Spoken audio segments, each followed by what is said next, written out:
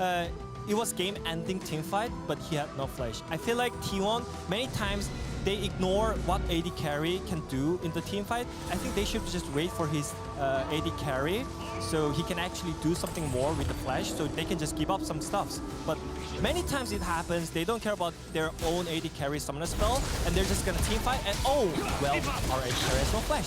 Then what happens next? You're gonna lose it.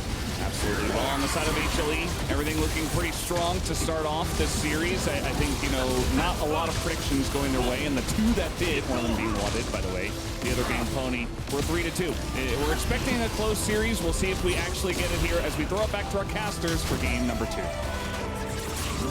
Thank you very much, and Single Chikayo there, Brendo Nim, happy birthday, my friend, and I hope that you're gonna get another banger. Obviously, we were celebrating your birthday early with one of the best of fives that we've seen in recent memory, and we may be able to back that one up if T1 can get back on the horse. And I'm glad that the space illustrated some of the drafting woes. We prefer not to go into those too much when we're on the Rift, because, you know, you don't want to sell things short early or anything like that. Like, if some of those fights were played a little bit differently, I think it was still a playable comp for T1 as the space and what it illustrated there. It's just that the risk is so high when you only have one real damage threat. So on blue side now, T1 have an opportunity to run back a different and perhaps more stable draft here in game 2. All these big picks are gone. The Nico is gone. Yep. Like, Guma usually avoids playing Kai'Sa. Played very well last game, but not well enough to get them across the line. But now they don't have to worry about that threat because it's Fearless Band for the rest of the series. The Orianna's gone, the Lucian's gone, the Aurora's gone. So picks like the Gwen rise in priority quite a bit. Life going to take the Bard away from Keria again over those really standard red side bans.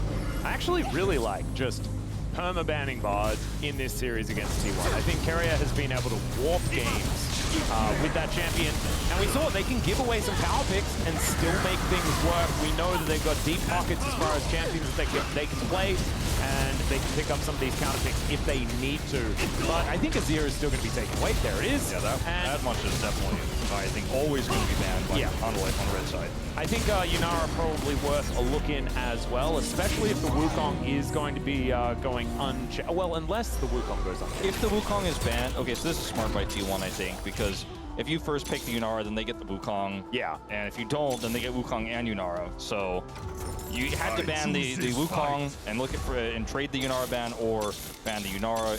And it looks like they want to maybe grab like a first pick Annie potentially here, or a first pick Rise in this draft. Yeah. Faker usually gets the first look in drafts like this in terms of the pick. Yeah, we've often seen a lot of, like even in the last game, right, Orianna was first pick, but the Pantheon is up and available, and there's no Jarvan to answer it this time around. We've often seen the J4 be the pick into this Pantheon. Now they can go for like Rise Sivir because the Jarvan is already gone, and feel really good about the amount of wave that brings to the table here.